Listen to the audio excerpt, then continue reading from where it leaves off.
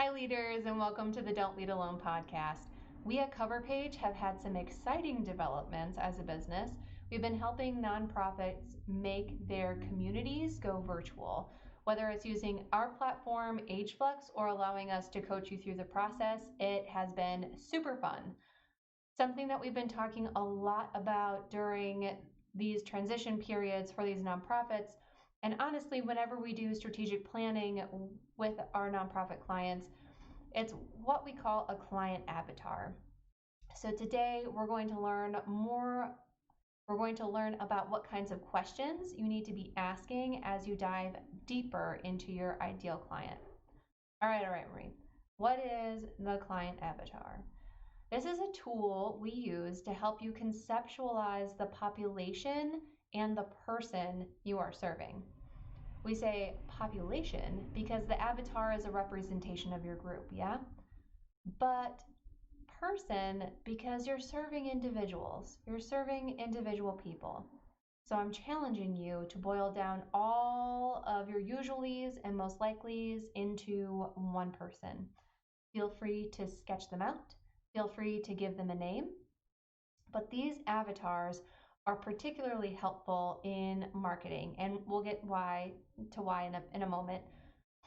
But I love using this with our clients that are launching businesses, developing their fee-for-service programs, or again, working on their strategic plans.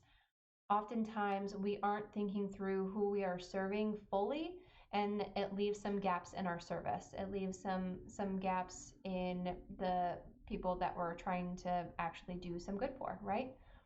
As I mentioned earlier, I'm using this exercise a lot with our clients right now. They're launching new services. They're launching a new online community. Well, Marie, I've already done your client avatar. That's great, but this is a new service, a new platform. It is going to be serving some new clients. And even with your existing ones, it's serving a subset, right? To start, you're not getting everybody and their mother in your program, in your brand new program. That would be overwhelming for most of your systems. I know because I'm working with you. So they're going to be a subset of your current client base. So yes, I do want you to make a new client avatar for this group. Okay. You're ready for the exercise. Here we go. I like to start with demographics. It's usually pretty straightforward, right? Their age. Okay, I can visualize their age, maybe what they look like, their gender. I'm kind of picturing Joe Schmo. He's a man. I'm picturing this other person with this kind of income, with this kind of education.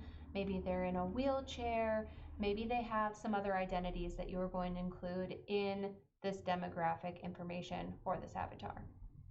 Feel free to grab a piece of paper and start jotting down some of these notes, or even sketch out some of their face. You aren't going to have to show me or anyone else, I promise. No one sees my art except for my 3-year-old. All right, so think about their interests now. Where does this person spend their time pre-COVID? Where do they like to spend their time? We are in a time of COVID right now, a huge surge. It's actually December 1st, the time that I'm recording and publishing this. So COVID is big. Where are they spending their time online? What are they doing there? What are they interacting with there? What sorts of things are they seeking when they go to those platforms? What are they seeking when they go to those physical locations? Who does this person like to talk to? Do they watch the news? Do they listen to a podcast? Are they listening to church online? Are they going to a place of worship? Are they volunteering somewhere? What types of volunteering does this person do? Maybe your client is still working. Maybe your client has a family member that needs to be taken care of. Feel free to pause me at any point. This is a podcast, right? Feel free to pause me at any point to write down some of these attributes and press play. Now we're going to talk about barriers. What has prevented them from enjoying your programs or services in the past? What might prevent them from enjoying your program or services right now? Maybe they haven't heard of you. Maybe it costs too much. Maybe there's not a bus route, or the timing of your program is wrong. Maybe I just feel too overwhelmed. I can't fit something else in my schedule right now. All right, so this is a pretty full avatar, and I'm going to push you just a little bit deeper now. Now that you have this idea of Joe Schmo and his age, what he's doing with his time, what barriers might he be encountering to fill his needs? What might your avatar be looking for from you, from your agency? How can you meet their needs where they are at? Oh, you're telling me this costs too much, that's why you're not participating? Let me find some grant funds. Let me find a sponsor to offset the cost for you. You're feeling too overwhelmed right now? Is there another service I can be providing, some sort of support or guided meditation, yoga? Is there anything else that we can be doing for you, our ideal client, right now?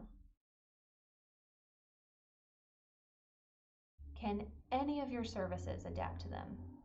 Can you take the service that you were hoping to launch, can you put it up there on the shelf and bring something new to them, something that is going to serve them more fully at this time? If they haven't heard about your service, maybe now that you've gone through the full avatar, you can think of some other way to reach them. If that's the only barrier that there is, you know that they're looking for X, you are providing X, but they just haven't heard of you.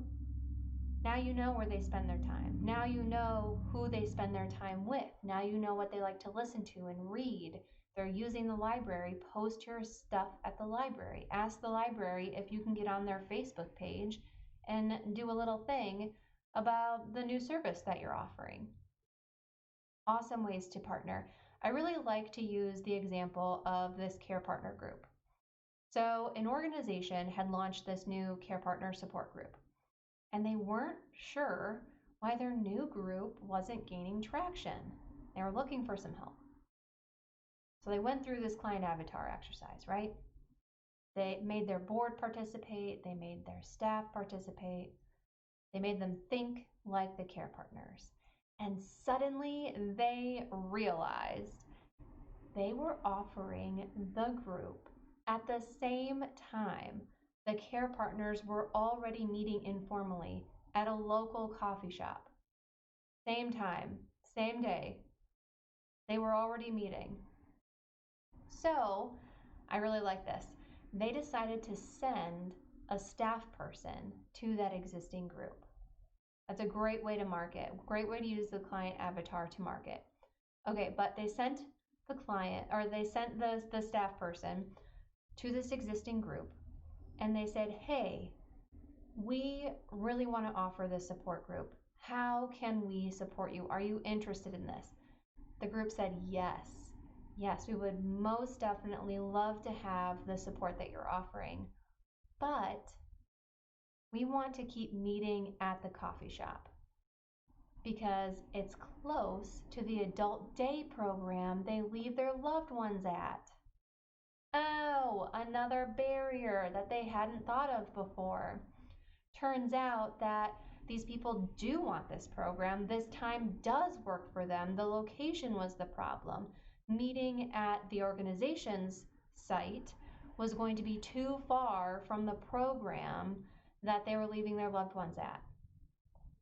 And the only time they had available to even meet is when their loved ones are in this program. So it ended up all working out. They found these barriers, they overcame, they started meeting, they invited the people who came to the previous care partner group, invited them to come to the coffee shop, which they thought was great. They loved meeting the new people. They love the coffee. Who doesn't love coffee? I am a coffee lover. Okay, so that was a great example, but there's one more piece to the client avatar that I want you to do. kind of a side project. And it's probably going to be one of the hardest parts yet. I want you to write down who your client is not. I want you to write down who your client is not. If they make X amount of money, they cannot be our client. If they have poor balance, they cannot enroll in this program. If they are known as a gossip, they cannot volunteer in this sensitive information position. These are the people that you have to say no to maintain the integrity of your services, of your mission, and how to stay focused on your ideal client so you can have the greatest impact. Maybe you come up with something else. These are the people we're saying no to for this program, but we're making up this separate thing for them to engage in. That's great. It's really hard telling people no. It's really, really hard. But it's going to be even harder for your staff and for your clients later if you do not set that boundary now. Honestly, it will help you focus so cleanly on who your client is, who your ideal client is, and what their needs are. And it also means that you are staying mission focused. Thank you so much for listening to us today. I hope that this client avatar is going to help you greatly in maintaining your mission focus. Feel free to listen to some of our other podcasts here and to follow us here. All right, we'll talk to y'all later. Bye.